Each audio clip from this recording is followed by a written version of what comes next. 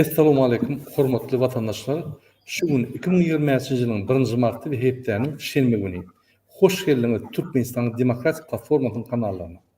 Hormatly watandaşlar, şu gün meň bilen efira Demokratik güýçleriň koordinasiýon centrynyň ýolbaşçy Muhammed Düýeci gatnaşýar. Muhammed aga, assalamu alaykum, hoş geldiňiz.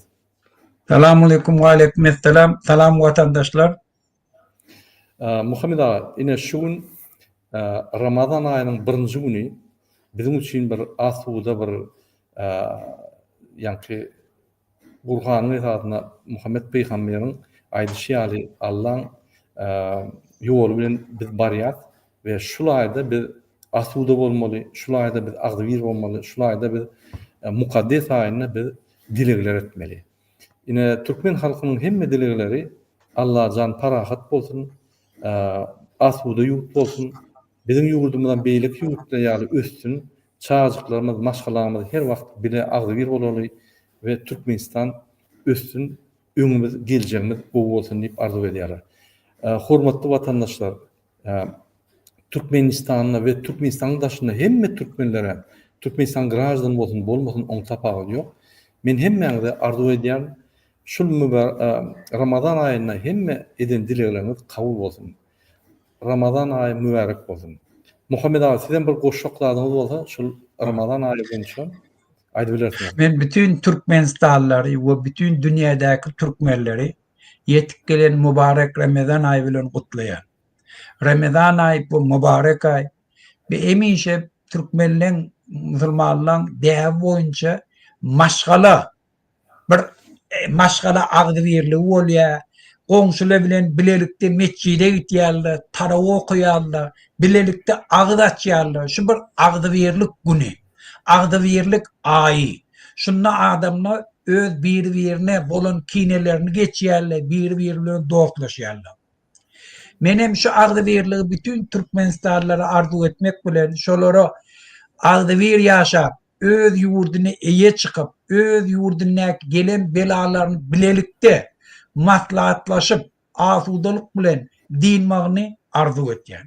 Goý indi melek hiç bir Türkmenistanlılar, hiç bir Türkmen dünýäň üzünde kemsiremesin, öz hak hukukyna eýe çykdyn, öz anamyna, milletine analyk kessin, öz dilini okusunlar.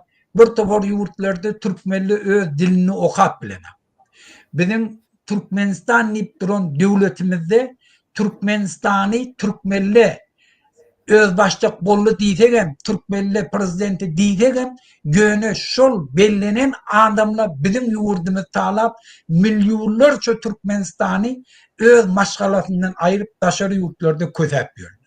Şu mübarek Ramazan'da da hatta şol öz maşgalasy bilen bilelikde ruda tutup bilen akla şu mukaddes Ramazan ay bilelikde geçirip benaklar. Goy inni demmeýler, hiç wagt şu bela Türkmenlere sataşmasın, şu mübarek ayında da gelin hemme bilelikde şu belalardan diýeýler. Amin, aýdanyň bolsun. Hormatly watandaşlar, şu gün bizim gepleşigimiziň temasy Türkmenistan siyasi üýtgeçliklere garaşýar. Biz näçe şu temany belledik Muhammed aga bilen. Biz Muhammed aga bilen günün dowamında bir 3-4 kere jaňlaşyp dünýäde bolup geçen siyasi hadisalar, siyasi ýanky hereketleri analiz edip maslahatlaşyp, ýanky öz pikirlerimizi alyşyp halkymyza ine şu zatlar hökman ýetirmeli diýip ýanky netije çykaryp biz şoň üçin şu efirler edýäris. Sebebi şuňkuny türkmen kontentde siýasaty düşündirip bilýän we düşünýän adam ýok. Gynançakda ors kanallarına, ors kontentde bir topar blogerler, siýasatçylar düşünýär, analiz berýär, ýöne türkmen kontentde türkmençeler dünýäde bolup geçen zatları düşündirip haýsy döwlet haýsy tarapa barýar, diktatorlar bilen demokratlar görüşende kim ýeňip barýar, Ukraina bilen Russiýanyň arasyndaky uruşyň netijesi näme bolup barýar, ine şu zatları biz aýtmaly bolýar we şoň üçin biz şuňky efirmizde jemläp ýagdaýlary düşündirýäris we häzirki günde siýasat hadisalar şeýle bir çat geçip dur bolyn, ýetişip bolanyk, aýdyp ýetişip bolanyk Şonuň üçin biz ýzynyň akyp geçip bilmek ýöne aram strategiki maglumatlar size ýetirmeli we dünýäde iň wajyp hadisalary size düşünmeli. Ine şoň üçin siziň hem öz pikiriňiz bolsa şu kommentariýaň aşagyna ýazyň. Näme hakda siz bizden maslahat ýa-da biziň pikirlerimizi dinlejek bolsaňyz ýa-da öz pikiriňizi aýtjak bolsaňyz ýa-da efire gatnaşjak bolsaňyz biziň gapymyz açykdyr, platforma açykdyr, gelip bilersiz. Inni gysga çaýtsak, dünýäde näme bolup gitýär? Siziň bilişiňiz ýaly Amerika döwletine saýlawlar geçdi. Şol Respublikan partiýanyň wekili Donald Trump saýlawlary utdy. Ýani beýatdeşikli saýlawlar boldy, açyk saýlawlar boldy we şol ýerde iki tarapam ýani bir-birini tanqidlap, bir-birini ine falsifikasiýa edýäňiz diýip ýani bir-birine tanqid atdylar. Ýöne soňuny iki tarapam bir zada karar edip geldi. Yani bir netije çıkardı. Saýlawlary Donald Trump utdy. Açyk saýlawlar boldy. Şöyle elbette her saýlawda açyk falsifikasiýa bolýar. Ýürüýte däl, käwagt ýürüýte de bolýar. Ýöne onuň bir möçberi 1%, 2%. Türkmenistan ýaly 100% däl. Şonuň üçin ine demokratlar boyun aldy, Respublikan partiýanyň wekili Donald Trump utdy. Ine şondan soň ýanwaryň 2-nji dekadasyna Donald Trump öz ýani wezipetine geçdi. Ol konstitusiýany elini konstitusiýaga goýup, ýani öz kasamyny aýtdy da Birleşen Amerikan döwletiniň ýani prezidenti bolup işläp başlady. Ine şondan soň günni täze bir ýani syýasat hadisalar dörýär. Ine mysal üçin aýdym. Bir gün Donald Trump diýär TikTok yapýar, ertesi gün açýar. Bir gün diýär Zelenskiy diktator diýär, ertesi men diktator diýär. Oňa diýip diýär. Bütün dünýäde Amerikan saýlawy geçende Amerikan prezidenti bolanda, Amerikan prezidenti bütün dünýä powestka berýär. Powestka diýmek, ýani bütün dünýä bir tolkun berýär. Demokratik tolkun berýär. Dünýäde bir topor hadisalar, iqtisadi, siyasi, sosyal hadisalar yürüdüp gelen ulu döwlet. Onun bütün dünya ekonomikasyna 20%'dan ýokary, ýani bütün dünya iqtisadiýatynyň pulaylaşyk möçberine ýani 21%'dan ýokary Amerikan aýlanyş pullary. Şonuň üçin onuň iqtisadiýaty, siýasata, sosyal durmuşa bir topor döwletleri täsir uly. İň bir ýöneköy zat Amerika dollary bütün dünýäde birinji valyuta diýip hasap edilýär. Ondan soň euro diýär, ondan soň beýlik döwletiniň valyutasy diýär. Diýmek Amerikan iqtisadiýaty beýlik döwletleri basýar we flagman ýaly, ýani şu döwlet, Amerika döwleti bütün dünýäde bolupdy. Hemme döwletler şu Amerika döwleti sebäp. Şu ýaly Donald Trump ýaly bir populist, emosional, käwagt radikal, käwagt gowuz adam diýen adam köpden märi Amerikan ýolbaşy hüküminde bolmady. Ine şu gerek, inni öňkü bolan Donald Trump däl, bir üýtgeç Donald Trump. Şunun iň soňky prezident möhledi. Şonuň üçin her gün täze reformalar geçirecek bolup, her gün täze güýçli hadisalar geçirecek bolup, bir topur hereketler edýär. Mysal üçin men Ukraina uruşuny ýatyrýan diýip aýtdy we şoňa ýani Ukraina uruşuny kommersiýa сделка hökmünde men ýatyrýan we şol kommersiýa kontrakty Zelenskiy ýani Ukraina, Rossiýa hödürletdi, şolar bilen gepleşip geçirdi. Birinji bolup dünýäde 2022-nji ýylyň 24 fevralyndan bäri birinji bolup dünýäde döwlet bolup Putin bilen gepleşip girip hemme Putin eden ýani terörist hereketlerini unutup onuň bilen herekete girip onuň bilen pasolstva açyp ýani paýtaxt şäherlerine iki tarapyndan pasolstva açdyryp bir el uzadyp işläp başlady. Bu bir nonsens siýasatda. Sebäbi bütün dünýä Putin terörist hökmüne görýär, Putin agresor hökmüne görýär. Ýöne Amerika OON'a da ve başka yerlerde agresör deyip hatap eden o. Inni Amerika diýilmede şu hökümetin ofisial pikir şo. Ýöne Amerikada diňe ofisial pikir däller. Siýasatçylar we siýasat partiýalar we jemgyýet gurumlary we ýöneki siýasatçylar we senatorlar, kongresmenler we ulum aýrtyn pikirleri we häzir Kongressde, Senatda, Amerikanlaram, senatlaram, kongresmenlerim jemläp şonuň üçin Donald Trump'a impeachment berjek bolýarlar. Gelin bir iyiligi derse edelim. Iň soňky hadisa Donald Trump Zelenski bilen gepleşik geçirdi. Urşu durmak üçin şo ýerde birinji gerek awalny kabinetde, ýany prezidentin kabul ediş kabinetine şuryaly ýa beýteşikli, agressiv, käwagt radikal gepleşik geçdi. Şo ýerde Amerika öň Ukrainany golýan bolsa, Amerika öň Ukraina üçin yaralar ve pul berýän bolsa, in şo ýerde Amerika Ukraina yerinde dur, Ukraina bizi emosional ýagdaýda getirip aýtsaňy etdirme diýip, sen çıkalgan ýok, kartyň utully, sen boyun almaly, urşy durdmaly, territoriýaň gidenem bolsa, 4 san welayatyň gidenem bolsa, inni Putin allony, inni sen kaýıl bolmaly diýip, ýa-ni şunu burada ona batışlar etdi.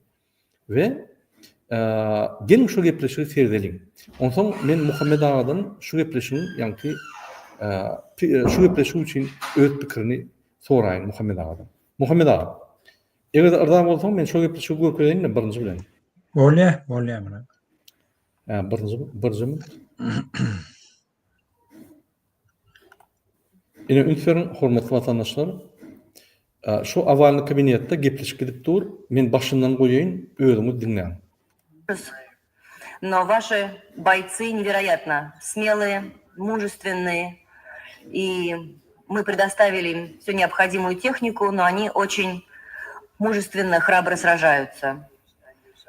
Но вот спустя 3 года мы наконец дошли до точки, когда, я надеюсь, может быть, что-то изменится. Я признателен вашим бойцам, вашим военнослужащим, генералам. Вы мужественно сражаетесь уже очень долго. И вы, должно быть, очень гордитесь своей страной и своей армией. Но мы должны положить этому конец. Для нас большая честь приветствовать вас здесь. Большое спасибо за то, что вы приехали. Господин Зеленский приехал подписать соглашение, которое мы подпишем сразу после обеда. Мы вместе пообедаем, обсудим некоторые другие вопросы. И мы рады приветствовать. Men gıysa tercüme edeyim, ine şöyle, Donald Trump ya şu gepleşikte yürüyte Ukrayna prezidentini çağırdı. Teva şunu çelli, Putin'in gepleşikleri geçirdi. Saud Arabia vardı, Putin'in duştu. Yani Putin'in vekilleri bilen duştu. Şu yerde gepleşikleri geçirdi. Inni her gepleşikte yani avan kabinette Amerika'da Zelenski'ni çağırıp şunu açık döwle ine howatı yani agresiýa garşy sizin serkerleriniz görüşdi, mert görüşdi onu da. Ýöne häzir wagty geldi biz uruşy durulmaly diýip ýa-ni aýdýa. Gysgaça aýtsam. Всех присутствующих здесь, которые будут свидетелями этого очень важного момента. Мы хотим положить конец войне и достичь соглашения. Так что большая честь для нас приветствовать вас. Пожалуйста, вам слово. Да, большое спасибо, господин президент. Спасибо за приглашение. Я надеюсь, что этот документ, который мы подпишем, будет шагом к гарантиям безопасности Украине. Наши дети надеются на это, и мы надеемся на то, что эта война закончится. Для нас очень важно продолжать обсуждать все подробности возможного соглашения. Ine gysgaça şu dinläp durmaly görgülersiňiz özüňiz YouTube'da hem ýerde bar. Gysgaça aýtsam, Zelenski gol çekmeni geldi. Şol ýa-ni Donald Trump'ın aýdan kontraktyna. Ol kontrakta Ukrainanyň içinde ýa-ni Russiýa bilen araçakdaky serketlerde ýürüýte gymmat bahaly minerallar bar. Şonu 500 milliardlyk şol proýekt şöyle Amerikan kompaniýalary gelip, razrabotka edip şonu gidecisini Ukrayna'nın paylaşmalı ve fond üretmeli. O fondan Amerikan kampanyası, yani Amerika kontrol etmeli. Şuraya yani kontrakt ödürlüye. Sebebi yine biz 350 milyarda kolay pul koyduk. Yine şu pulları izin almalı. Yine şeydi biz hem uruşdurduk hem Amerika öz pulunu yani izin arar deyip aydiya. Gepin tümökleri şu yerde başta ikisi oturup üçünne şol netice gol çekmeyene gel oturka birden iki devletin arasında, iki prezidentin arasında beyatlaşıp başlattı. Yani bunun gepleşki başka tarafa gitti. Yine hazır gıysa çok görsem şu yerde Zelenski aydiya bize kontraktan gerek yönü biz uruşduracak olsak hükman garanti gerek. Yani ortalar hazır açık dinjarlar yeni koşunlarını yığınap yeni bir neçe vaqtdan soň bize toplar. Biz şular bilen 25 gedek ılalaşa geldik. 20 pardon bir neçe gedek ılalaşa geldik. Şu ılalaşy soňky 14-nji ýyldan bäri 25 gedek bozdular diýenler. Şoň üçin biz bunu inanamyk. Şoň üçin bize garanti gerek. Garanti diýmek näme? Yine bir şertnama çekýärmi şu ýerde Amerika garanti berýär, Rossiya Ukraynanyň üstüne çözmedi ýaly. Yine şol garantiýany dilýär Zelenski we Ukrayn halky. Donald Trump'am şeýle diýär, birinji bilen biz durdurulşy, ondan ikinji etapa geçeli, ýani parahat kontrakt, nedir? Garantiýasy bolar, onsu bolar. Garantiýa diýip gurulýar. Parahat kontrakty geçip ikinji etapda gurulşyp diýip goýýarlar.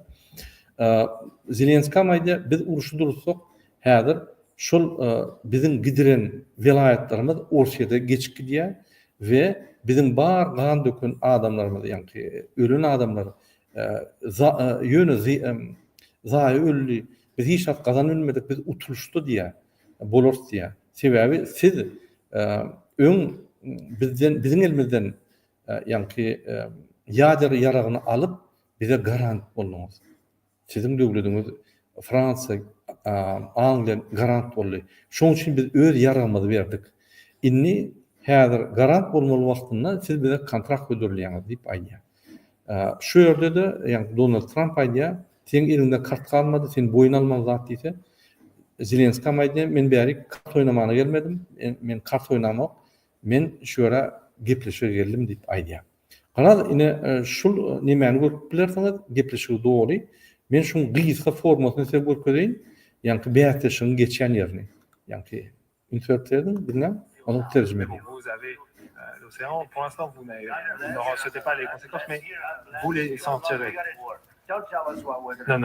Non, pas besoin de nous dire ce que l'on va ressentir. On essaie de résoudre un problème, ne nous dites pas ce qu'on va ressentir. Vous n'êtes pas dans une position où vous pouvez nous dire ce qu'on va ressentir. Vous n'êtes pas dans une position. Men terjime edeyim. Ine Zelenski öz ýagdaýyny uruşun gidip duruny düşünürse, olum nemede Trump diýär, siz bizi emosiýa sokmaň diýär. Sizin häzirki pozisiýaňyz gowşok diýär. Siz boyun almaly diýär. Siz bolmasa 3-nji watançylyk uruşy eltdiýäňiz diýär ýagdaýy. Şoň üçin boyun alyň, kontrakta gol çekin, şert özüňiz şertleri bermäň diýip ýa aýdýar. Pour nous dire ce que nous allons sentir. On va se sentir très bien. On va se sentir très bien. Zelenski aýdýar, siz düşünmeli diýär, siz duýgularyňyz bolmaly diýär, adamlar ölüp dur. Bizim üstümize çözdüler diýse, Trump aýdýar, biz duýgularyňyzy gowy. Amerikanyň duýgusy neme? Siz Amerika hüjüm etmeň. Siz Amerika boyun egdirmeň. Biz azat, biz nämetek edebiliriz? Biz size baglanýar ýani gönaý ýaşýarlar. Très fort.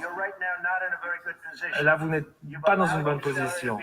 Vous vous êtes mis dans une très mauvaise situation. Amerika gaty güýçli, sizin pozisiýaňyz gowşak, siz özüňizi gowşak pozisiýa goýduňyz diýär. Vous n'êtes pas dans une bonne position. Vous n'avez pas les cartes dans les mains. On ne joue pas aux cartes, dit le président Zelensky. Siz erwet pozisiýada durýarsyňyz, sizin eliňizde kart gowşak diýär. Zelenski aýdýar, men bärde kart oynamak diýär. Men oynamany gelemek diýär. Je suis très sérieux. Vous jouez avec les vies de millions de personnes. Vous jouez avec une troisième guerre mondiale. Ce que vous faites, c'est irrespectueux envers mon pays, ce pays, qui vous...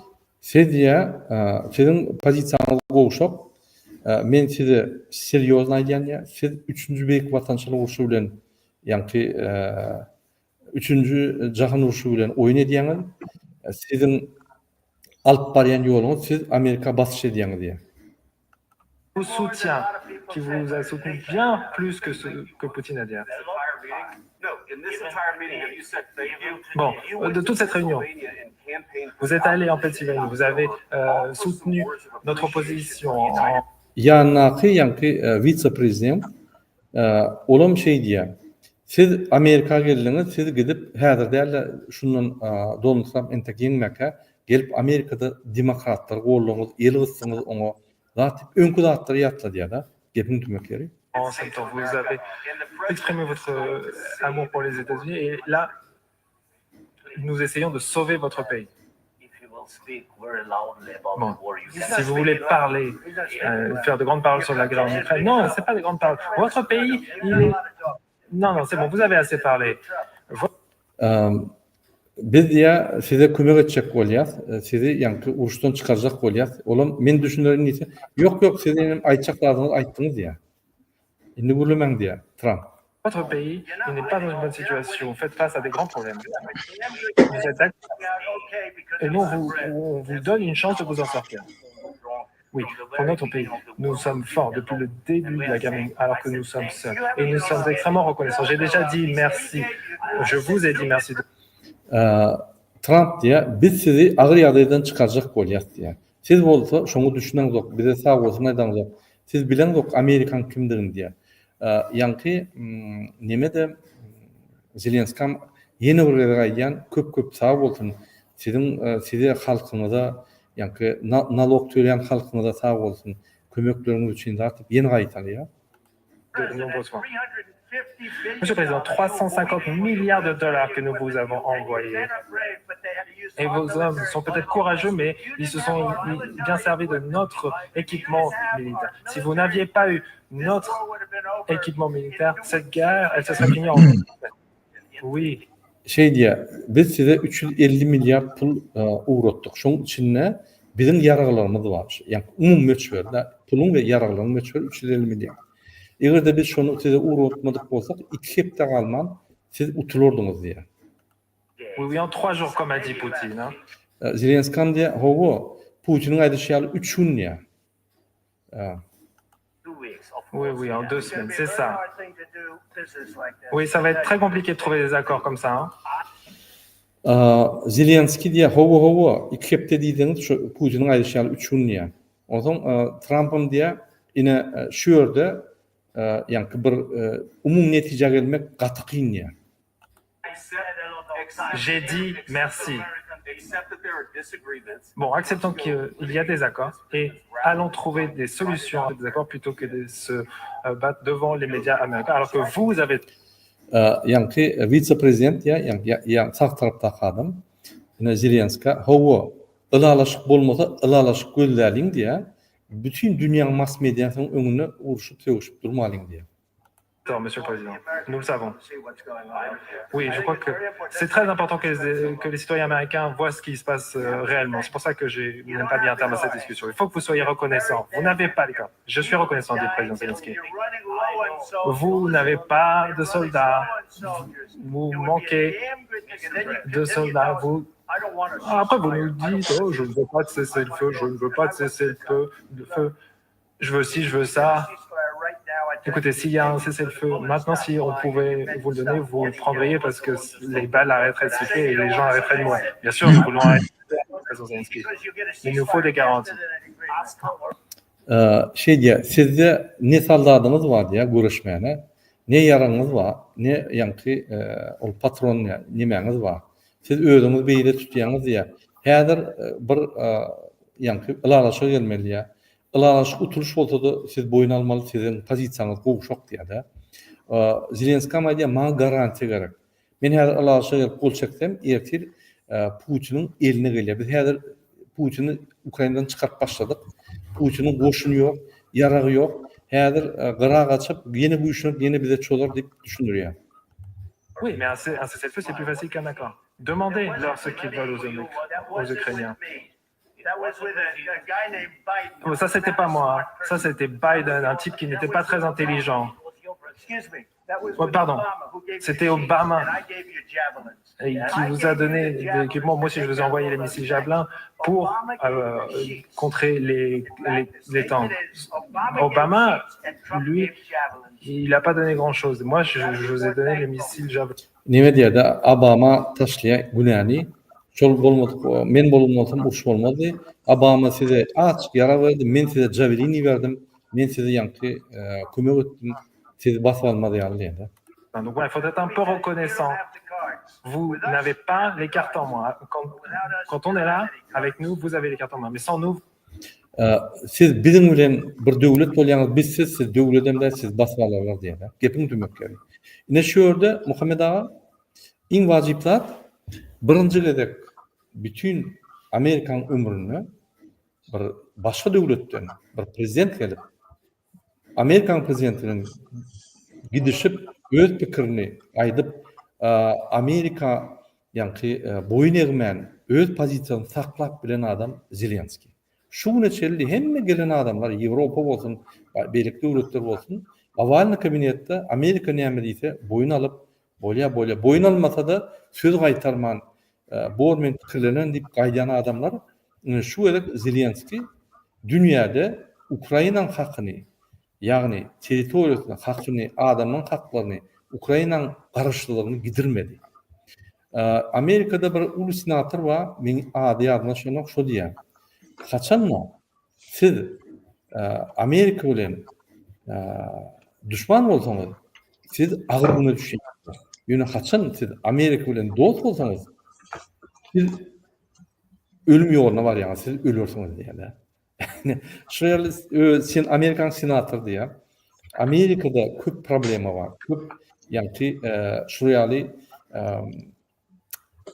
3 tane hükümet bolandan, yani parlament hükümeti, yerine yetiş hükümeti, kadet hükümeti Amerika'da düşüşmezlik köp. Yönü bolsa da Amerika demokratik yolun neçe penetara gidibilmeýär. Gidiýär. Trump bir karar çıkarýar, ertesi onu yatırýarlar.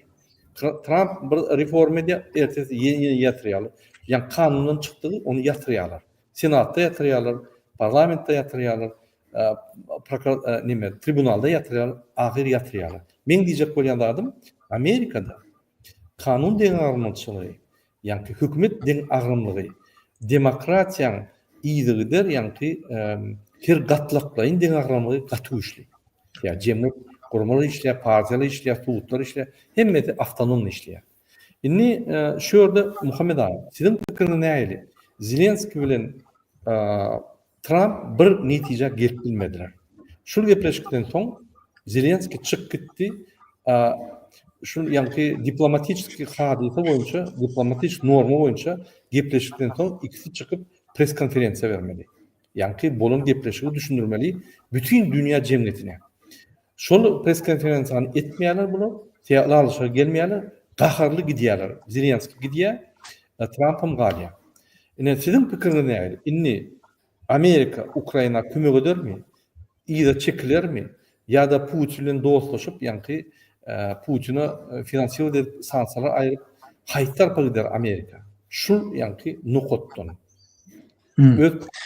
Burada wende maňa şu dawalaryň, şu fiýasy üýtgeçliklerin hemmesinden bir zat esasyda. Bizim Türkmenlemizde, Türkmenistanlamyzda näme bäfidi bar? Men diňe şu noktaý nazardan şu mesalara garaşýar. Wende Trump'ın gelmegi, Trump'ın özü ol hiç wagt taryhda hükümetten daşarda siyasi däl adam hükümete gelmedik Amerika'da. Hemmesi şu strukturada işlerle, şol urda tecrübeli adamlar. Trump şol için Amerikan tarihinde yeketek adam başka sferadan, başka kultura bilen, başka metot dünya arayışı bilen, başka metot upravleniye bilen Amerikan siyasi devletinin yol başçına saylanır. Şuna da esasi sebep bulundan näme? demokratik devletten bir kemçilikleri var. Bürokratizm ösen. Hükümet yol başçıları köplen şuna barayan adamlı hükümet yol başçılarına ola bir profesyonel обществоda öz palajeniyelerini tapan adamla de, çinovnikle, akademikle, muğollamla, yine vurdatla, şunu yanak adamla, şu sistemin içinden gelen adam. Ola da kıyın meseleleri çözecek olup ıntılmadık adamla, ola üstün batıracak olur. Şular neçe yılın devamında yığınanışıptır, şol için halkın içinde bir tofor nerdaçılık döneriptir. Bir kemçilikler duyarlı, ne elip çözeceklerinin bilen akla, şol için bir adam şundan dışarı gelip radikal metotları aytsa, şonu fiiliyallı, şona defef veriyorlar. Trump'ın şondan ayrılanıp geldi. Şol için Trump'ın dünya karayışı, siyasete karayışı, devletin milli bäfidine karayışı düýüp göter tapawuty we öňki hükümet ýolbaşçylaryna. Şol üçin hem şu hem bir forsat bolup bilýär dünýäde uly siyasi üýtgeşikler geçirmäni hem howp salyp bilýär. Şu ýanky adam şonu görkezdi. Trump'ın pavideniyeti şu an 2-3 öpte bäri hükümete gelenden soň şu iki zady dolu görýändir. Şu doğru yola da çekilmek mümkün, elbet yola çekilmek mümkün. Trump yaman tecrübeli adam, ol hiç kim äskirmäni, öz güýjü bilen şurada yeter, öz güýjü bilen hem häzir gelip hükümete ýe çykan adam. Şol için ol hem giyip kısma, hem gödöklük ba, hem tecrübesi ýaty, durmuş tecrübeleri. Amerikan bütün hem kriminal, şu etmediği işi yok şurada. Hem cinayete baş koşan şey, hem mezatta var şu adam. Şunun için hem 37 tane şu delatı, cinayet delatı subut bolun. Onunla da türbe düşmediği adam şey. Yani eğittirip yolunu tapan adam. Şunun için bu adam güvene seyretmeli. Bir dünyada ulu üyütleşikleri getirip emmeler. Şuna da ünf vermeli. Yönü eğer şunu öz ihtiyar versen, dünyanı betbak demeder. Hem mekşin öz kulçuluğunu diyorlar. Şol için hem şun ara katnaşığı beylikle bilen, hem işe küçeltmek bilen, kemtir etmek bilen metot patrodun banditski metot. Şol için hem Putin'le yani ya ol Severni Koreyan prezidentinin emek yani şondan ibaret. Bir diktatörler kovur ya. İçindeki ne mesut? Banditleri kovur ya. Yöne şu adam üytkedimemler. Inni dünkü bolon vakana edeyim ben. Bir men fikir etyen gözde Trump bütün halka, bütün dünyanın önüne bir tuvarda cevap ol men şu urşu bir gününe yatırır. Inni bir güne hiç. Bir günün başına yaptın. Yöne men şunu yatıracaktı. Şol için hem inni görkezmeli şu urşu neyli yatırmalı. Şu sebepten bir dürlü yolla bile birinci Putin'in anamına girecek oluyor. Şol için hem var etti Putin'in anamına girme. Belli bir derecede şuna girdi. Yönüşü Putin'in anamına girmeklik, on befidine hareket etmeklik boluven bilir. Yöne dünya cemiyetçiliği eğer ağzı durup Ukrayna'nın iyiliğine dursa demokratik kımmatlıklar koğrabilseler onun şu meselelerini doğru çözüvemirler. Bula Trump şu yankı nemesinde hadisinde şunu öngden şöyle kurna. Kurnallığın ben nereden bileyim, ne faktın? Birinci barıp maşinden düşenine, Zelenski düşenine, barıp Zelenski bilen talamlaşanına, jurnalistlere görke diye, görün diye, ne illi eşik bilen bärik geldi diye. İminde şu eşik meselesine şu yankı yığınakta başka bir adam şu tadı kovdu. Ondan Trump Trump'a yarayacaklar. Şu Biden'ı kollayanı görketçik bolup yankı ormasaram sen falan vakti Pensilvanya'ya barıp demokratları kolladın deyip onum yatlattı. Şu tadı bir uruşturma. Birini kızdırma. Şununla da netice kim? Putin'in beğeneceğini bilirler, Putin'in anamına gireceğini bilirler. Yöne şu bolan vakada birinci uton Zelenski. Zelenski ne hemen uttu? Eyyem öz halkını, vatanını, vapallığını inandırdı. Öz halkının sesin gelene. Ayverin Muhammed ağa, men Ha. TikTok'ta çıkıptım. Öz halkının beafidini hem yerde hiç zaten çekinmeyen koruyacağını tubut etti. Şol için bir Zelenski'ye bir ulu avraya getirdi. İnni şu meselede ne ettim şun beafidini vurmalı. Men fikir etken birinci etmeli hem kişi bütün Orta Asya halkı, bütün Ort halkı uruşu istemeyenler, Ukrayna halkı, Avrupa halkı, dünyadaki azat adamlar şun kun Ukrayna'nı kollamalı. Neyse biz Ukrayna'nın izinle şun durabilsek, şu sesi Trump'a yetirsek, Putin'e yetirsek, Putin'in pozisyasını pese düşürüyor. Trump'ın şundan hayırlanıp bütün Putin'i görkedip bütün dünya kollaya senin pese düş, pozisyanın pese düş deyip on önüne şu dağıtları fakt hükmüne getirip biliyor. Şol için bütün Avrupa devletleri şun eyyem hem Kanada'nın Premier Ministeri çıkış etti. Demokratla Amerikan içinde çıkış ettiler. Köp yerlerde miting geçiriyorlar. Hem kişi Zelenski'nin izinine doğru. Putin bir cinayetkar. Putin başka yurdun üstüne çözdü. Putin bütün dünya normativini ayak aşağına koydu. Şol için Putin cinayete çıkıyor. Putin'i günahkarlığını birinciden hem işe manglayını koymalı, onun cinayeti işe çekilmeli. Şunu bir önküden beter baatlık ayırmalı. Şu da adam bir yeni bilsek şu göreçte Ukrayna'nın kolla Putin'in pozisyonunu pese düşürebilsek bu şu şartta de parakatçılık şartnamanı Ukrayna'nın peydasını kol çektirebilsek biz Orta Asya'da Putin belasından deniyor. Putin ondan hiçbir devletin üstüne çözmek kellesine gelmiyor. Beyleki devletin içi işine katlaşmakta ol hiç dayet. Üstadım ben yine bir daha değil. Bellecek oluyor. Trump hiçbir meselelerini yöne şeyle edemem. O dünyanın hem meselelerini bilelikte seret. Şu dünyada iki mesele şu önüne koydu sözlerine. İran meselesi, bütün Yevroy komünitelerine, İsrail'in devletine söz verdi, İran meselesini ben çözecektim. Şol için İran meselesini şu regionda çözecek olsa, onu hükmen Rusya'nın kolluğunu İran'dan ayırmalı.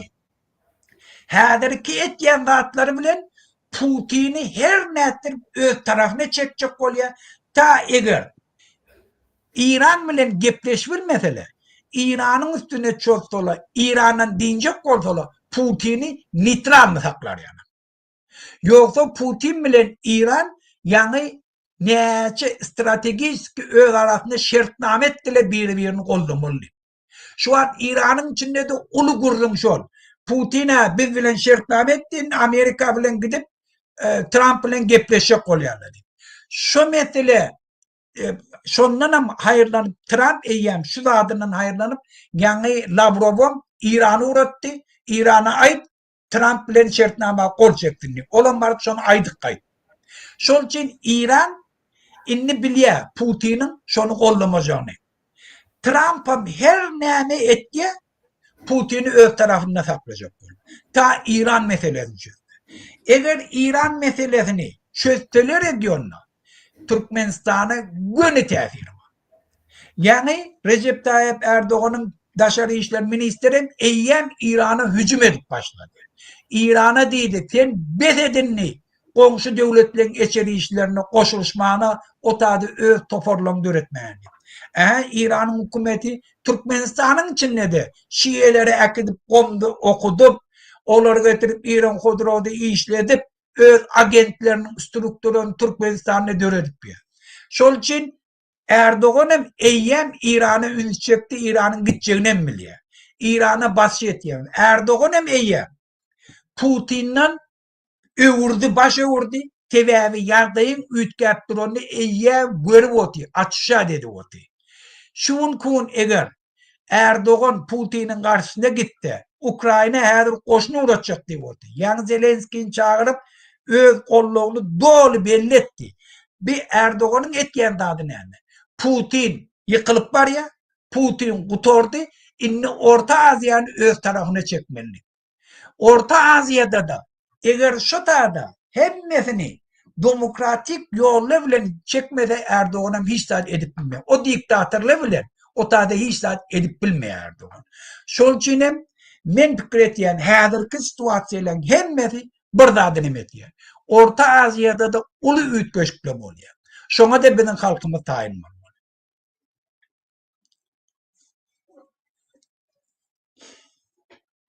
Sesin gelene. Muhammed ağa sağ bolun öz pikiriňiz üçin biz efir köpe çekmäli, wagt gidip dur. Ine eger gysga aýtsak, şu neçeli, ýani dünkü neçeli Zelenski Amerika Zelenskiýni ýani Ukrainany gollap, Amerika, Ýewropa ikisi goşulyp şul Putiniň ýani Russiýanyň agresiýasyna garşy bolup Ukrainany gollap, ýara berip, pul berip, ony hemme ýygnaklarda halkary gurumlarda gollap, umum bir karar çykarylýardy. Ýöne düýnün maşlap, ýani Amerikan ugru ütködi. Putin bilen gürleşip, ýani Ukrainany açyk nime dip siz bize daýanyp, bizi ulanýaňyz, sizin pozisiýaňyz gowşak, siz boyun almaly, şunkugynyň realnessini boyun almaly, siz utulýaňyz diýip, ýani şu netijege geçecek bolýan, şunu okutdan Zelenski näil tiýatratçy, mert durup, awalny kabinetiň içinde Ukraina halkyny galdyryp, men Amerika sağ bolsun aýdýan, biz size inanýar we biz tüwüşi durup bilmert, eger garantiýa bolmasa, ýa NATO alın, ýa biziň ýadyr ýaralarymyzy ýygyna berin, ýa da biziň bilen şertname baglaşyp garantiýa berin diýip, ýani şert goýdy. Ol bolmasa men boyun alacaklar diýip çykyp gitdi. Bar tiýatratçylar dünýäde şul gepleşikde Zelenski utdy diýip aýdýarlar. Trump utuldy. Trump Zelenskiýni Ukrainany boyun egdirip bilmedi, utuluş ýani şertler. Şonuň üçin şu ýaly Zelenskiň herketinden soň ine ümit vermese görkedeýin, ýani Ýewropa ýürüýte karar çykaryp Ukrainany gollap, Amerika gollamasa da biz gollamaly diýip, ýani şu ýaly kararlar çykarýar. Ine özüňiz dinläň. Видит Европу за столом переговоров, ЕС начал активнее вкладываться в оборонный сектор и увеличивать помощь Украине. В третью годовщину полномасштабного вторжения российской армии в Киеве состоялся саммит «Поддержи Украину». На нем были озвучены новые пакеты помощи. Дания пообещала предоставить Украине почти 270 миллионов евро, Испания – 1 миллиард, Норвегия – 3,5 миллиарда, а Великобритания – более 5 миллиардов евро. Также президент Еврокомиссии Урсула фон дер Ляйен объявила о 3,5 миллиардах евро от Европейского Союза. Eger men gysga düşünürsem, Ýewropa birleşigi, Ýewropa gatnaşýan döwletler inni Amerika gara çekilip başlan soň öýler pul berip başladylar. Sebäbi şul agresiýa, Russiýanyň agresiýasy, Ukrainadaky uruş Ýewropa gaty hoply. Şol uruş ýuwaş-ýuwaşdan Polşa, Estoniýa, Latwiýa, Litwa we Germaniýa bu tarafa geçip biler diýip şol öňüni almak üçin, ýani Ukrainany gollamak üçin hereket edýärler. Ine şu ýanyňyza men habar aldım. Macron, ýani Fransaň prezidenti, biz Ýewropa ýurtlary Amerikan wasaly bolmaly, ýani Amerikan oýnutgusy bolmaly.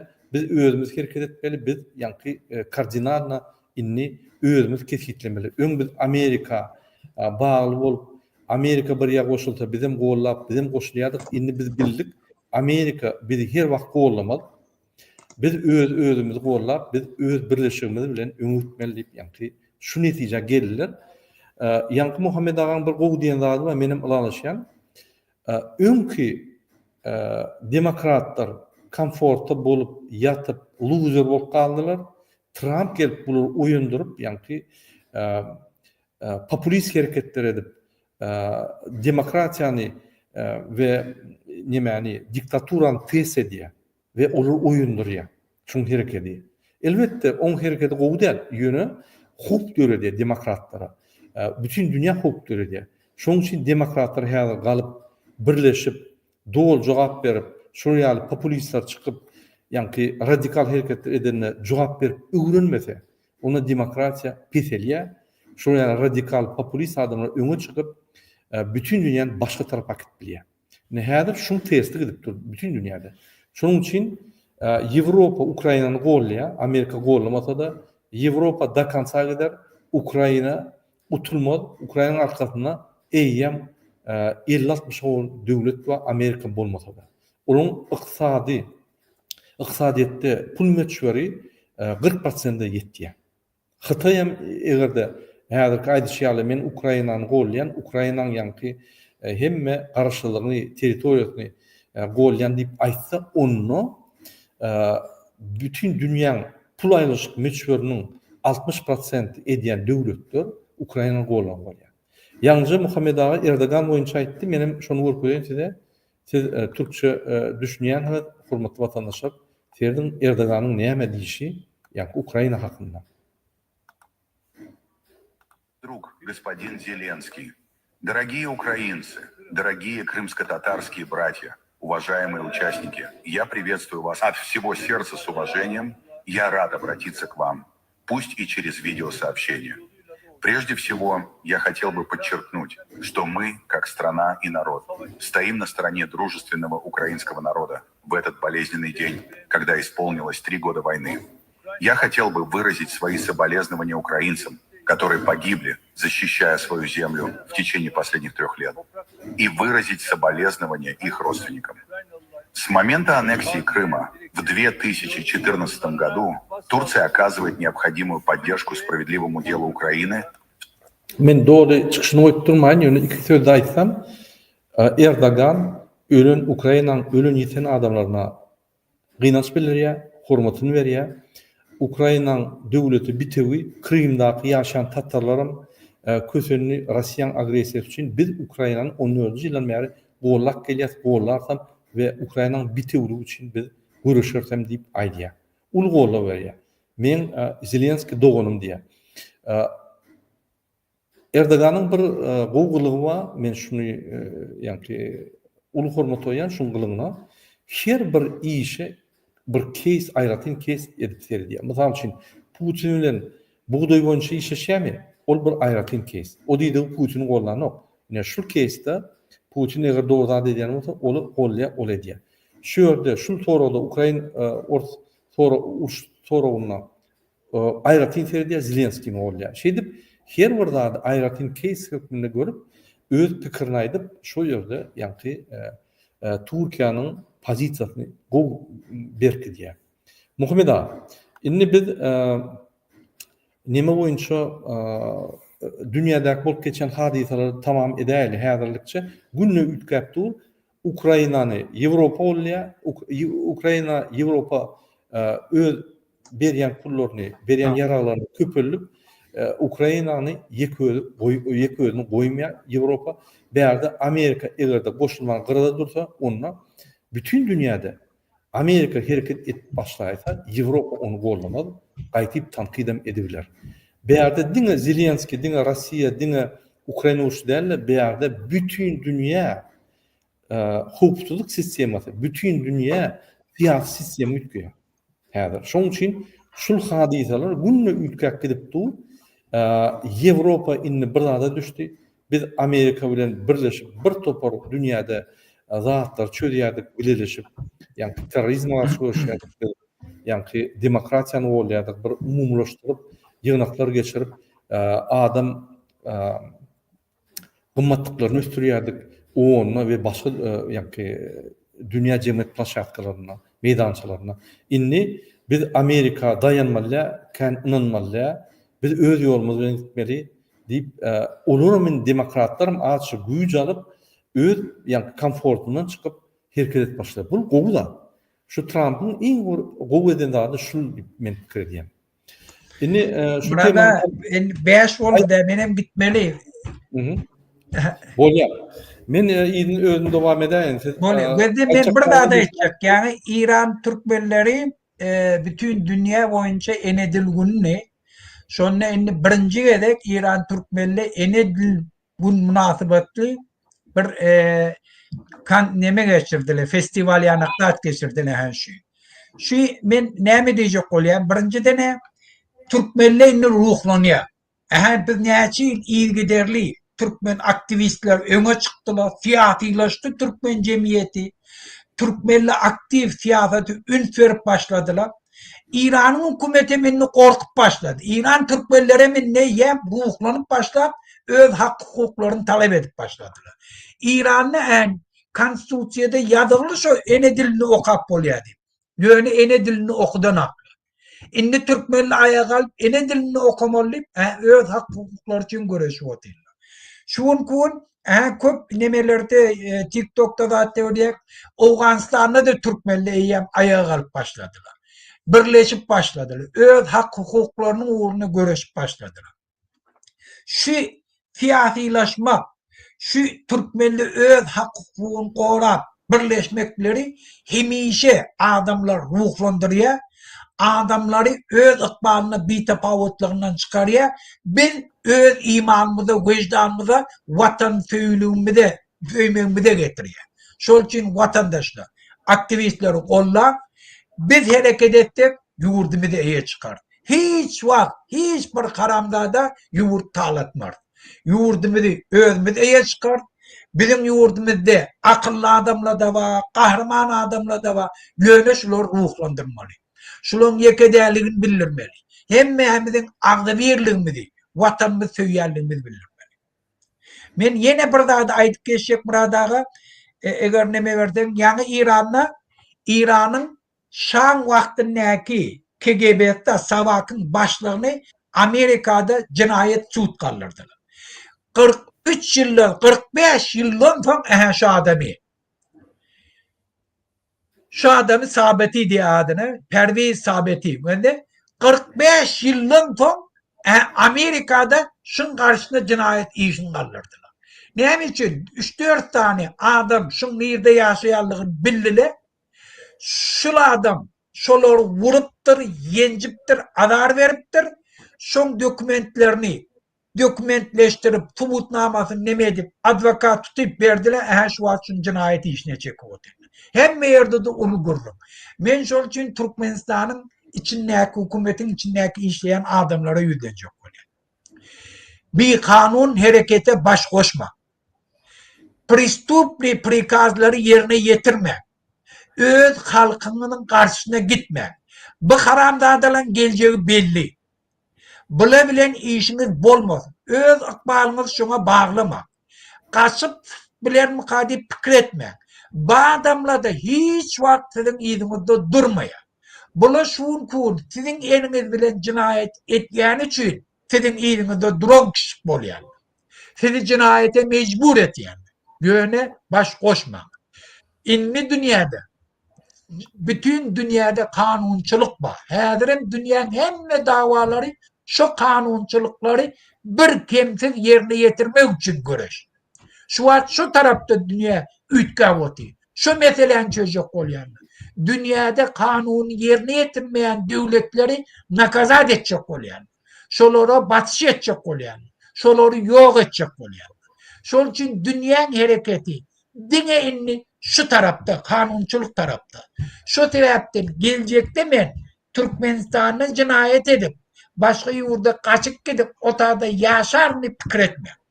Şunun fikrini dedim, cinayetkarçılıklı, pristupni, prikazları yerine getirmeyen, halkın karşısına gitmeyen bir kanunçuluğa baş koşma. Siz hükümette işleyen adamla yurt dolandırmalı, dastoyna işlemeli adamlar. Eğer şu haramdadalardan değildi. Eğer Türkmenistan doğru yola gitti. Eğer Türkmenistan'ı öz halkının sayılan adamları, demokratik şartlarda sayılan adamları yurdu dolandırmaya şart görürse, şuna barsak siz dastoyna yaşamalı, dastoyna aylık almalı adam, bu halkın içinde kelleğiniz kaldırıp gezmeli adamlar. Öz vatanınıza uğurluk gezmeli adamlar. Şol üçin şulan hemmesine päsgeli berýärler şu haramdady. Şu haramdadydan diýmege bile kömek edin. Bolly muradaga onda men hoşlaşaýyn. Bolya sağ olun. Bolya sağ olun Özüne vatandaşlar. devam edelim. Aynı duşu açın. İnnikdir duşu çelli hoş sağ olun. Hormatly vatandaşlar, biz gepleşige dowam eder. Ine Türkmenistanyň gelen habarlar var. Şona men goşup geçeýin. Ýa-ni Muhammed Aganyň diýişi ýaly. Bize polis, MHM, umuman adam hak hukuklaryny gorayan guluklardan habarlar gelýär, maglumatlar gelýär. Olar inni pikir et başladylar. Howa dogurdanam opozisiýa dogur diýä. Biziň hem günämiz bar, halkyň şuny ýaşaýşy boýunça, şuň kuna geleni boýunça biziň hem günämiz bar. Diňe atalogulda biz halky şuny getirdik diýip aýdýarlar. Ýadynızda bolsa men öz efirlerime aýdýardym. Ine adam hak hukuklaryny gorayan gurumlar, ýagny polis, MHM, prokuratura, sudlar, siziň gönden gün günäňiz bar. Biziň halkymyň edilip genosit edilýänine. Sebäbi atalogul gidip sud edenok, atalogul gidip prokuraturda ýa-ni paveska ýalanok, atalogul baryp adamlar tutanok, elinden baryp on meşrutka basanok, atalogul baryp MHM bilen ýa-ni adamlar gynanok. Onu siz edýäňiz. Şoň üçin inni kelleňizi aýlan. Ýa-ni hak hukuklary goýan gurumlar ýüzlenýär. Polis, MHM,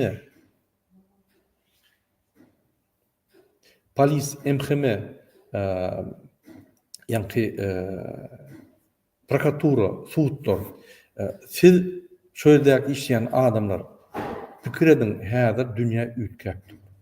Häzir näçe çalt hadiseler geçýär, görüp dursaňyz Türkmenistanyň ütkä. Şul atalog saklap bilmeýär ýagdaýy. Mümkin näme? Bu tehnologiýanyň ütkeşi bilen, ötüşi bilen, konkurensiýa, döwletiň arkadan konkurensiýaň gidişi bilen atalog saklap bilmeýär. Bular konkurent däl. Bular şu öňki 80-nji ýylyň syýasat bilen ýürýärler, o bolsa mümkin näme? Şunkuny Türkmenistan saklamak mümkin näme? Bular Türkmenistan benzakolonka diýip saklaýarlar. Ýagny TV waýlyklaryndan alýarlar, satýarlar. Ol maşyny biznesmenler bilen paýlaşýarlar pullaryny oglaýarlar, bazat kurdum diýip bütün dünýäde arkada diýip gygyrýarlar. Ýani adamlara we öz ýani kultuny döredýärler. Boldy. 33 ýylda halkyň ýagda ýükledimi? Ýok. Halka gerekli kanunlar, gerekli ýani görkezmeler berilimi? Ýok. Diňe halka garşy kanunlar, halka garşy görkezmeler berip, diňe öz wähbitlerini gordurar. Köşkler gurýarlar özlerine, şäherler gurýarlar, atlar çalşýarlar, ýetiniň, kakatynyň, atatynyň, babatynyň ýani aňyry, ýani ondan aňyry garnaşynyň atlaryny goýup binalara özüni üstürýärler.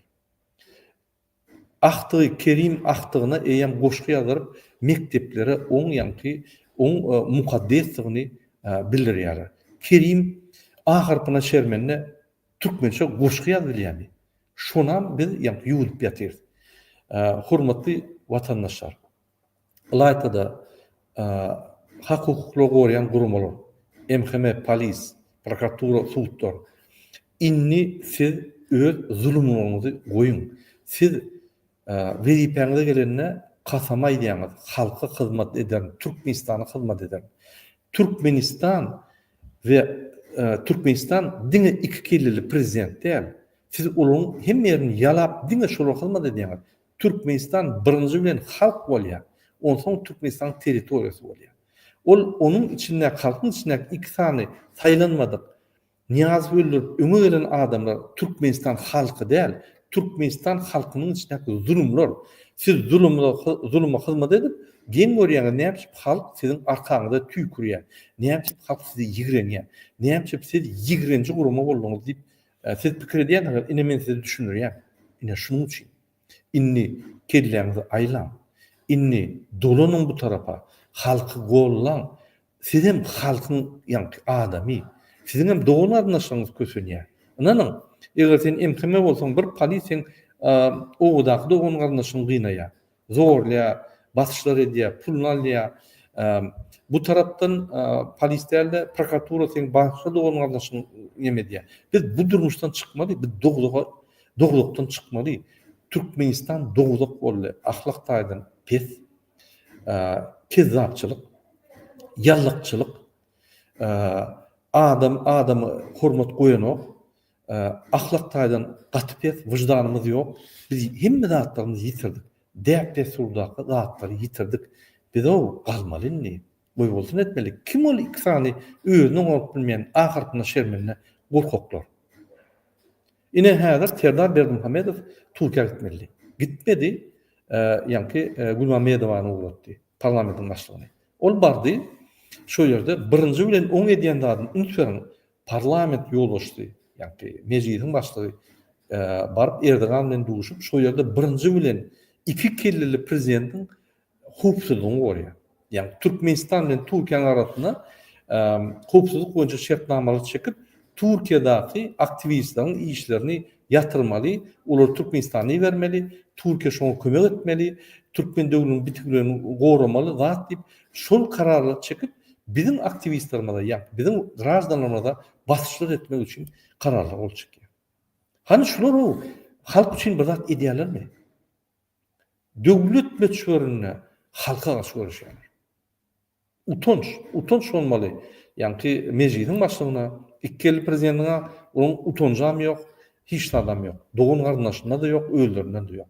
Aradynda bir bar tohumunda bir 2-3 tane maşgalawa dastoýyn galana, ýöne ýer gazyp gömämeli. Şoň üçin siz zulma hyzmat etmeýäňizi goýmaly. Zulmyň aýaklaryny we başga ýerlerini yalamany goýmaly. Halka aýlanyň, halka hyzmat edin. Siz halky ýöne gören ýeriňizde cezalandyrýaňyz, gören ýeriňizde talýaňyz, gören ýerine basyşlar edip şondan pul alýaňyz. Hemme ýerde, owlarda, etraplarda, şäherlerde, vilayatlarda, merkezde siz terrorist bolmaňyz. Görül halk erkiden çyksa böküp onu tutup ýa-ni ştraf edip cezalandyryp siz terrorist bolmaňyz. Indi biz size garşy görüşmeliler. Kelleňizi aýlan. Gelin beýik, adalatly, bir-birine hormat goýulan döwletde ýaşaryň. Gelin özümizden başlaryň. MHM, polis, prokuratura, sud, gelin özümizden başlaryň. Birek-biriniň synan. Halk sylap başlar. Ol iki kelleli prezident tiýden tutulýar. Sebäbi bütün dünýä ýetgäkdi. Putin ýa-ni gowşak bolup galdy, bütün dünýäň oýnatykçy bolup galdy, terrorist bolup galdy. Bu iki kelleli prezident bular näme? Gurbanula bir gün yarasa bir kepde yaranat. Tire vurup ýatyr. Siz özüňiz kanunçylyk gorajak diýip, ýa-ni bir narkomany hyzmat edýäňiz. Bilýärmi şonu? Utanmaly şu. Men şu zatlar aýdanda siz utanmaly. Eger adam sypatyňyz ba bolsa, eger ýüregiňizde bir adalet ba bolsa, bir dastoýny ofisier ba bolýan bolsaň, utanmaly sen şuňa. Men hemme ofisierler bilenýän. Harwurluk, MHM, polis, ýa-ni prokuratura, sudlardaky, ýustisiýadaky wezipeli adamlar bilenýän. Utanmaly. Eli çarpyşyp arkada şöhrat barmalla ýygnatda. Şo zatlara işden gitmeli. Ana tapsyn. Siz gitseňiz adamy tapmaýar. Halk galar. Hiç şart bolmaz. Türkmenistan, Siriýa bolmaz, hawos bolmaz. 3-4 gün hawos bolýar. Derrew ýa-ni täze hökümet gelip hemme zady düzläkdi diýär. Şonuň üçin pikir etmeň, biz ýurdu saklap, biz bolmasak, ýa-ni ýurt ýykylýar. Ýurt siz bar bolsaňyzam durýar, bolmasaňyzam durýar. İksan kelleli ölse de Türkmenistan gitmeýär, Türkmenistan dowam eder. Ýarymyzdan çykarmaň. Şoň üçin biz täze Türkmenistan ýa siz bilen bolar, ýa siz bolar. Siz bizim bilen hereket edersiň, ýa siz türmäge edersiň. Urwanyň gollap. Ine iki söz. Şunu çelli demokratik opozisiýa size zat diýmedi. Hemme zady düşünüp bolýar, şu ýagdaýda zatkanmal bolýan şu ýagdaýda ýa-ni kelleli prezidentiň aýdan etmeli bolýan diýip pikir eder. Ýöne häzir bir nokoda geldik. Şu nokotda indi siz ýol saýlamaly. Ya halkyň tarapyna geçmeli, ya da baydak garabaydak galdyryp, ýa-ni şu zulmy gollamaly we olaň aýaklaryny we hemme zatlaryny siz ýalamaly bolýar. Olaň samalýotyna size ýer ýokdur. Ine polis işgärler aýdýar. İşledik, halky gysdyk. Ýokurdaky aýdan zatlaryny etdik. Iksan atalogluň İşten çıkıp ay bir biznes edelim, bir açık maşalı ýagdaýymy gowlaşaly diýsek, biz tutup baskı otýarlar diýär. Sen ya işte tutulýan, ya işten çıkıp bir kommersiýa ya bir zat açaňda şoýda tutulup basyp gidýän. Adaletli şol sizin için? Yok. Näme şunu çydyýaňyz? İş taşlap gidin diýemde o. İşlen gaýtyp sabotaj edip halka may berin. Halk bir galsyn, utununda okmy? Halky çmary çmo bolup gal halk. O sizin halkyňyz, siz türkmene ho. Bir ýokurdan gaçan bir kosmosdan gelen ýa-da ekstraterrestriýal bir inoplaniýan näle? Sizin bir türkmene şunun iýilen çykan, şul iýili depip ýördiňiz, bütün dünýä üstüne gülüp ýörse, sizin üstüňizden güllügi bolýar. Düşünýärmi şoňa? Ol iki kelli prezidentina onun ne vicdanı var, ne namus var. Bir namus ikisani yüzü padoş, ikisani bir namus. Hemme setlerimiz oğurlak gelip men konstitusiýany goran, hemme edernip aýdýan adam günne konstitusiýany bolup halktan gaçyp ýör. Ine men size inanmasaňa da ýazdyr görkezýän. Prezident saýlawlarda halkyň setlerini oğurlan kezzap Kağası tarafından Türkmenistan'ın prezident vazifesini Sovet hükmüne alan Türkmenistan'ın bir kanun prezidenti Serdar Berdimuhamedov sözsüzden aýdyberin.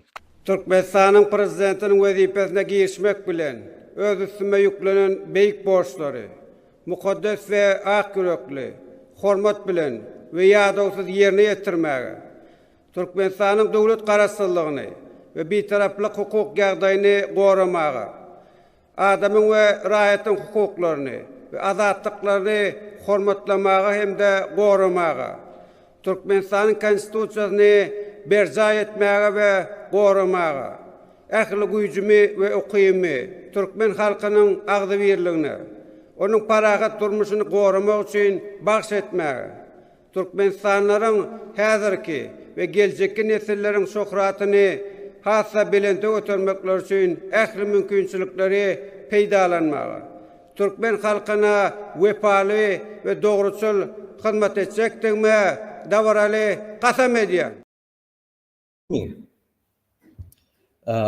Ine şuraya adam bizim setlerimizi oğurlap, men kakamy ýoluna gitjek. Bular bir zulüm. Men zulüm ýolda gitjek diýen adam sizi gorarmy? Ya sizin haklaryňyzy gorarmy? Ya Türkmenistan'ı östürürmi? Ya sizi yani harwyrlyk, polis, MHM, prokuratura, suwutlar size kömek edermi şunu? Ya gaçanna siz alyp gidermi? Yok. Açyk kelleňizi işledim. Açyk yani öz durmuşuňyzy öňünden görjek bolun. Gaýdyp şu durmuşa özüňiz barjak bolun. Ananyň. Biz şunu etmesek bolmaýar. Türkmenistan düzelýmeli. Ya sizin bilen düzelýär, ya siz düzelýär. Siz düzelse, siz ýa-ni Türkmenistan'ın içinde bir zulüm ýaly bolup galarsınız. Sebäbi sizin eden zulümlerinizi adamlar kellelerine, pikirlerine, gözüňiň önünde. Eýer suwda bereler, siz janaza çekerler. Ýöne, halkyň tarapyna geçip, halka hyzmat etip başlasaňyz, ýa-ni sypaýçylyk edip, basman, tutman, gaýtyp bolýa, öz haklaryny gorap berersiň, problema ýok, dogry aýdýan diýip açyk hormat goýup başlasaňyz, sizde hormat bolar. Ine şunu kotdan şu başlaýar.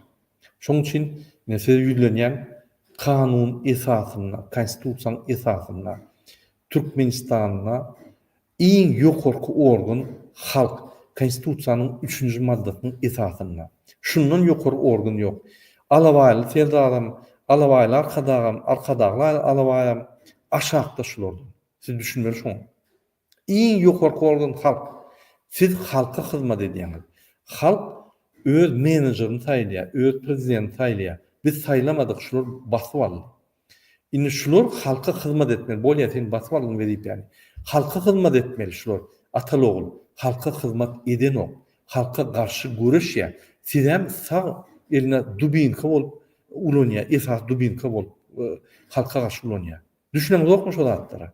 Etki gün gyrda siz galarsınız. Siz edýäňiz, olaydarlar suwutda oturup hani görkezmem mami? Hani men bir zady bolçakdym ýok. Ay ol maşennik, ol korrupsiýer. Aşağıda korrupsiýa diye men haýty birine seredeýin diýip gaýtyp basym onu diýer. Şeýit özüni aklajak bar. Siz özüňiz galasyňyz. Arkadaňyzdan bolmaz, konstitusiýany goýan prezidentiň bolmaz. Siz näme etseňiz şol edin, halka basy edin. Sizin konstitusiýany torajak gel diýen adam özü baka soramaz. Ýöne halk ýoluşlugyny gelende täze prezident saýlanna, täze hökümet saýlanna, täze parlament saýlanna sizden sorarlar şonu. Adam haklaryny bozanda onun mühledi ýokdur. 30 ýyldan soň, 40 ýyldan soň seni jogapkärçilik çekerler. Türkmenistanda bular MHM'ler, polisler adamları vurup ýör, öz çağları ýaly, adamları gyryp ýör, arqyn. Bular intek şunu çeli jogapkärçilik çekenok. Inni wagty geldi. Tertap bana. Uçskowadan başlap ýokurky ministrden çeli vice-premierden çeli jogapkärçilik almaly bolýar. Indi men hökümetde işleyen vice-premierler, ministrler, ornamatarlar ve departamentin ýolbaşçylaryna ve uly güýç hünärmekdere ýüllenýär. Gurbanul Berdimuhammedow ýanyňky MHM polis ve prezidentin ahrana gullukları bilen Türkmenistan basyp aldy, Niýazow öldür, däherler. Sizem ol düşman hökmüne görýär.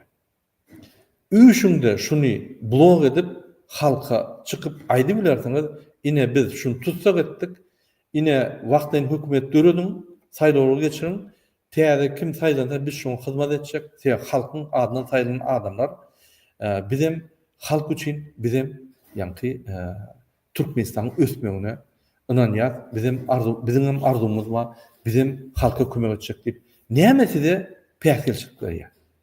Bire öýünden çykman tire bolup ýatyr. Beýliksem işe vermän gorkýar. Üçünde bir 3-4 sanyňyz, üçünde şoň daşynlar, üçünde eden şonu. Elinizde hökümet bar, ministrlikler bar, gulluklar bar. Näme kynmy şol atlar etmek? Ýok. Näme çykyp edeniz?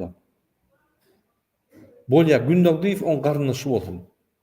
Özüňiz bu tarapdakylar edin-de. Vice-premierler ýokmy bir merdirägi araňyzda? Badra. Näme kömek gerek bolsa, näme golluk bolsa biz bereli. Siz bolun prezident. Tapaw ýok. Edin şonu. Bular gılym üstünde duruşuň hökümeti, gılym üstünde duruşuň ýa-ni çözüp biljek meselesi, çözüp bilýän meselesi ýok. Putinin bularını gollanok. Gollabilen. Şu momentde sypdyrsaňyz, gelecekde şu moment bolmaýar. Men öňüme aýtyp gelýän äpişke mümkinçilikler döredi. Hereket edin. Indi men Türkmen halkyna ýöneljek bolýan. Hormatly ýyllaşlar. Biz öňüme aýtyp gelýärdik, ine Ramazan aý başlady. Her gün akşam, kyn görmän, akşamky namaza baryp, şo ýerde beýleki öz ýoldaşlaryňyzy görüp, şo ýerde öz ýa-ni agdy birligiňizi gollan. Öz agdy birligiňi özüň gollamaly. Onu biri gelip seni agdy birleşdirmeli. Sen özüň hereket etmeli. Pikir edin, bir jaý gurjak bolýaňyz. Ine bir owada jaý gurjak bolýaňyz. Goňşularyňyz da jaý gurup başlady. Olar gurdu jaýlaryny. Sizem ine häzir hemmeler jaýlaryny gurup bolar, meňim jaýym öz-özünden gurular diýip pikir edýäňiz. Ine dünýäde demokratiýa hem ýerde ýeňer, Türkmenistanda da avtomat ýagdaýda bolar diýip pikir edýäňiz. Hiç wagt bolmaz. Bütün dünýäde demokratiýa ýeňäýden, bütün dünýä ösüp gitsin. Türkmenistanda biz halk bolup çykyp şular aýyp Türkmenistan dogry ýol goýmasa, Türkmenistan şul katastrofada oturar da şul aşaklygyna gider. Iqtisad tarapdan, siýasat tarapdan, tehnologiýa tarapdan, ýa-ni sosial durmuş tarapdan, hemme tarapdan. Maşençilik, diktatura, korrupsiýa, ýallaklyk diňe möw salyp durar. Ünsüräň 30 ýylda näme ösdi? Ýallaklyk, korrupsiýa, ýa-ni kezzapçylyk, ahlak taýdan adamyň nimesi açdy, wyjdany açdy. Ine şol atdy ötdi. Başga ösen de atýar. Bular başgalar östürmeýär. Ine şu ýagdaýda halk oýnap bolýar, islen adam tutup basyp bolýar. Bular öz arasyna gyrlyşdyryp bolýar. Ine şoň üçin şular şu zatlar östürýär. Iki ýyllyk prezidentler. Indi egerde ateist bolsaňyz ýa başga dinden bolsaňyz tapaw ýok, baryň mesçide. Namaz okumayan bolsaňyzam baryp oturuň şu ýerde. Ramazan yani akşamkı namazyna barın. Ramazan bayram namazyna bolsa üýüşüp biz bir herekete geçmeli bolýar. Şoň üçin sizden haýyş biz hereketlere taýin opozisiýa. Siz içinde galyp başlaňyz, bizim galýar bir gerekde şu meseleni söylýär. Häzir hökümetdekilerim aýdyp dur, bize duýduk şulardan, şular bu tordy polny atalogul. Uğrunu tap bilen oku, yipini tap bilen oku diýip aýdýar. MHM, polis, taky işleyen ofisiýerlerim diýär, bize ýaradyk diýär. Bina etçekkä işden çyk diýip oturýar. Çagşady bular. Biz şu ýagdaýda galy bilmetek. Ynanyň rejim egerde biz şu ýyl galmasak, güýşünüp gider. Bular TV waýaklaryny satar, ýa-ki korrupsiýalara pul berer, eýder, ogurluk etdirer de ýanyna ýa-ki zulüm edýän adamlar ýygnap halky bir zulüm komandasy bilen topor bolup halky bundan meselesi başlar. Gördi durar. Şoň üçin biz şu zatları size ýatdylýar. Men inni ýene bir kany material gökejek bolýan hormatly watandaşlar, şunuň bilen efiri jemlejekde TikTok'a geçecek. TikTok'da häzir efir tutdu. Şöyle adamlar sorulmaýar ýa-da şu sorulara men jogap berelim. Ne ünferin? Türkmenistan bütün dünya gurulmasy var. Freedom House diýip, ýa-ni adamlaryň azatlygy boýunça ýürütýän gurumy var. Jemgyýet ine şunu saýty.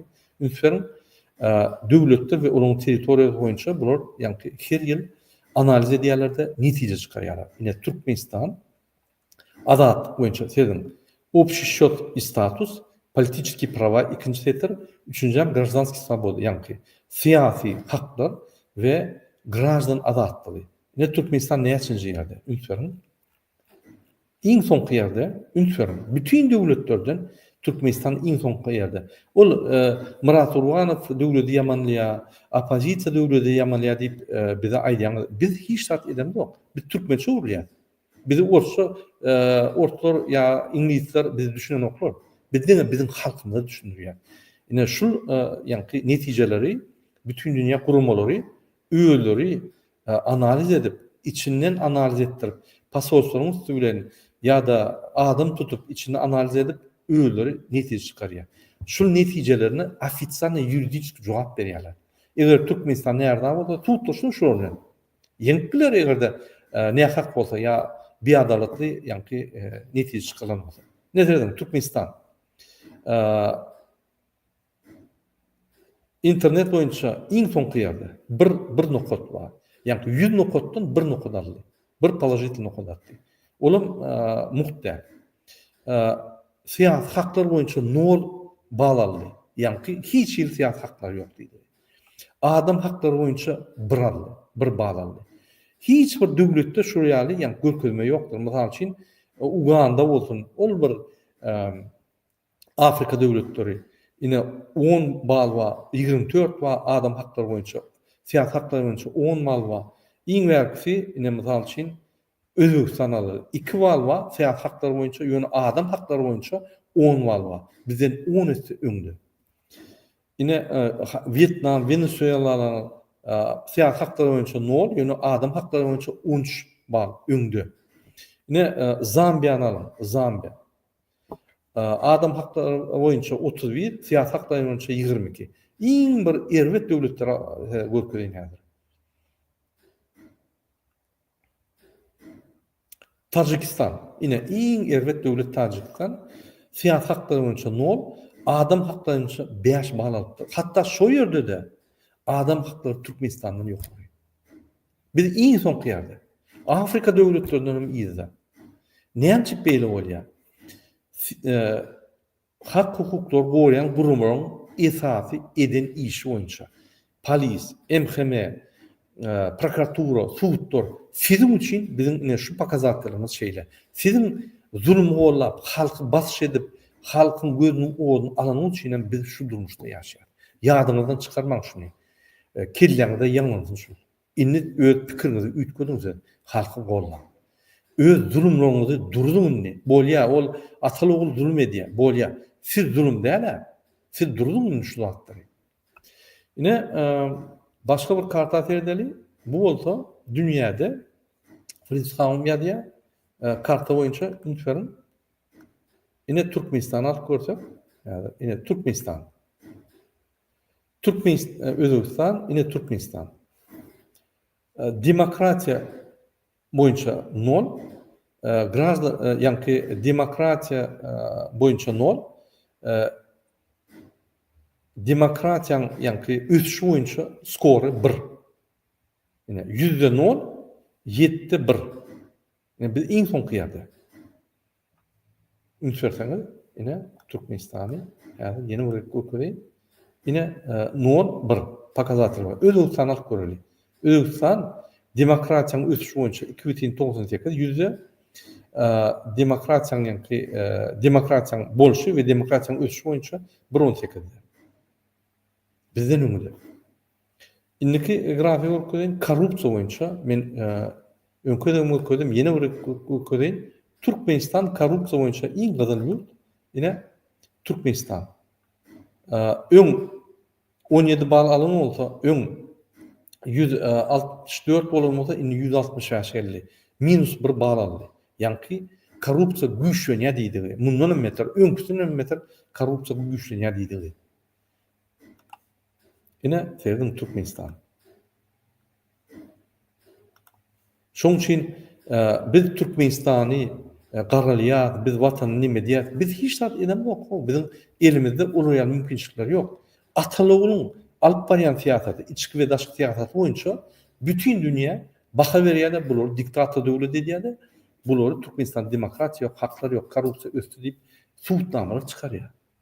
Türkmenistan eger yalan bolsa, näme suwda bererler? Näme şunu dakar ederler?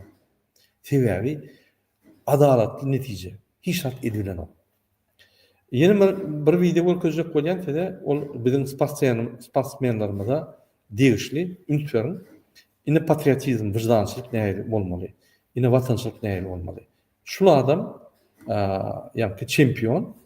Şunu dinläp görün, men onu tercüme etip bereyim. Как я могу защищать честь России, если я родился в Казахстане, если мои родители, вся семья, все живут в Казахстане на протяжении всего этого времени?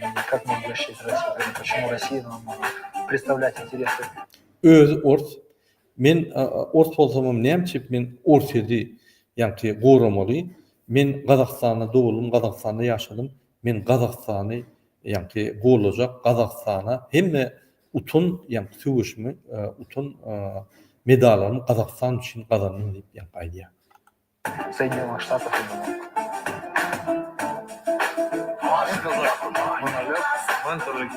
Отец русский, мама кореянка. Men kakym ort diýär. Ejem koryanka. Ýöne men Kazak diýär. А мен казакмын. Все мои победы я посвящаю моей стране, моему народу. Ünsürin. Men kakym ort. Ejem koryanka. Ýöne men Kazak diýär. Kazakça aýdýar. Men hemme utuşlarmy, hemme dünýäde kazanan sport ýa-ni netijelerimi men Kazak halkyma we döwletime bagşlaýan. Arkadağım diýen ok, arkadağı serdarım diýen ok, ýallaklan ogam bolmasa Nazarbayew duýdaşynda, ýa-ni seredip dur. Nazarbayew bagşlaýan diýen ok, ine sportsmen. Bizim şeýle bolmaly. Bir zada ýadymyňa çykarmaň. Türkmenistan bolanyna arkadağı alabaýl serdar olur Türkmenistan ne? Türkmenistan bolanyna Türkmen halky, Türkmen döwleti, Türkmen territoriýasy. Ýadymyňdan çykarmaň. Haçan Türkmenistan üçin men döwletim üçin, watanım üçin, halkym üçin diýenizde dogry diýdiňiz bolýar. Men şu zatlary size düşündirýin. Siz ters aýdýaňyz arkadağı üçin prezidentime, nimäme bagşlayan diýip bütün dünýäde urlasanız, siz diktatora bagşlap men şunu utdum diýip aýdýaňyz. Ýalňyja men okudum. Bular diktatorlar bütün dünýäde tanalýan üstüňizden ulýarlar. Bütün dünýä. Sen alan bayram puç bolýar. Şonuň üçin ýalňyşmaň. Men öz ýeňişimi Türkmenistana bagşlayan Türkmen halkyna diýip aýdym. Siz Türkmen halkyndan çykdyňyz. Türkmen halky hiç wagt ýitip gitmeýär. Türkmen döwleti ýitip gitmeýär. İksan prezident ölü biler, yok bolup gider. Täze prezident saýlanyp biler. Şonuň üçin olar wagtlaýynça, täze prezidentden wagtlaýynça Türkmenistan ömürlük, Türkmen halky ömürlük. Şoň üçin ömürlük bir fundamental zady bolýan, şoň üçin men gazanýan, şoňa bagşlaýan din, ol bir gelmişek, öňü oňup bilmeýän diktator üçin men bagşlaýan arkadaly prezidentime bagşlap aýdýan diýseniz, öz-özüňizi kanalizasiýa sokýan. Bütün dünýä jemgyýeti muňda. Ýene bir söýdüm. Все мои победы я посвящаю моей стране, моему народу.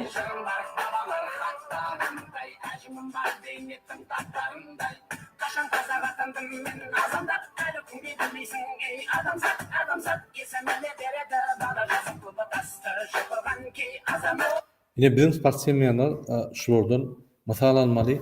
Sebäbi siz halktan çıkan adamlar, siz döwletiň ýa-ni kömegi bilen, halkyň kömegi bilen şu netije geldiňiz.